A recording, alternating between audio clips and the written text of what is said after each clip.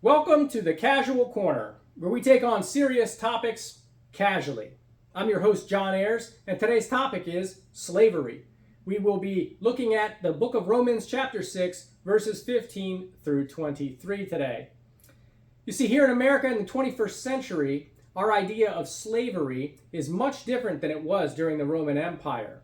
Our idea is wrapped up in ethnicity and racism and all the atrocities that we saw during the beginning of this country's history. Now, in the Roman Empire, slaves were usually captured during wartime and forced into slavery, and the Roman Empire was heavily dependent on their slaves because the freed Roman citizens were off fighting the wars. But in addition to those who were captured during war, people could also enter into slavery voluntarily. Now, I know the thought of selling oneself or one's child into slavery sounds incomprehensible to us today. But there were situations where doing so would be beneficial, especially if you had a kind master. Now, there were means for slaves to eventually regain freedom, and even with that freedom, Roman citizenship, which was a big deal. Now, let's suppose that a family was homeless or starving or suffered some kind of economic issues. By selling himself or his family into slavery, a father could ensure that his family would have shelter, food, and possibly an elevated social status one day. Now, don't misunderstand what I'm saying about slavery here. It's not a positive thing in most cases. There were few cases where it was positive, but even a kind and loving master owned their slaves, and they could at any time sell their slaves to someone who might end up mistreating them. Because a slave had no rights and was required to obey their master at all times. So, during this time, the Roman Empire was almost halfway populated by slaves, a little less than half. But the quality of life depended on the heart of the master. So Paul uses this common concept of slavery in Romans chapter 6 to describe the state of humanity.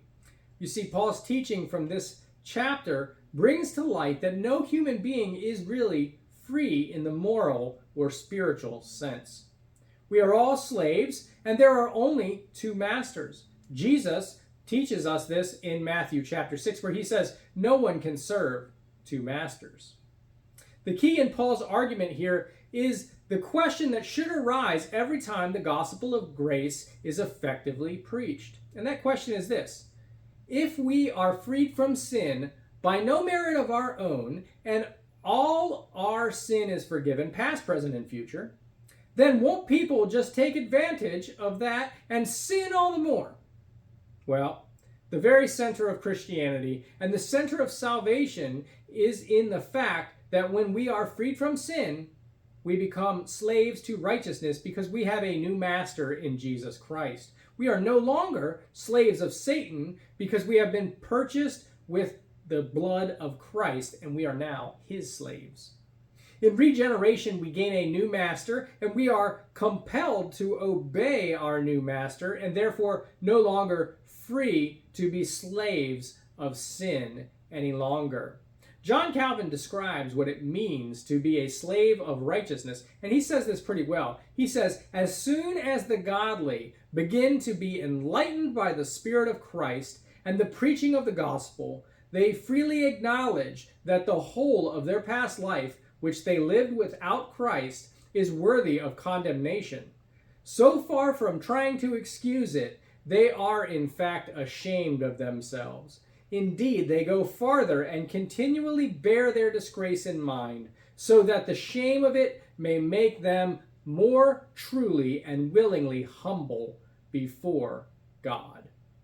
So just as the father in my example willingly sold his family and himself into slavery with a kind and loving master, he was freed from the chains of starvation and homelessness. A person bought with the blood of Christ is freed from sin and enslaved to righteousness. So the question today in the corner is, who will you obey?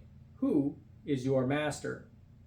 Thank you for joining us in the Casual Corner today, and we will see you next time. Take care and God bless.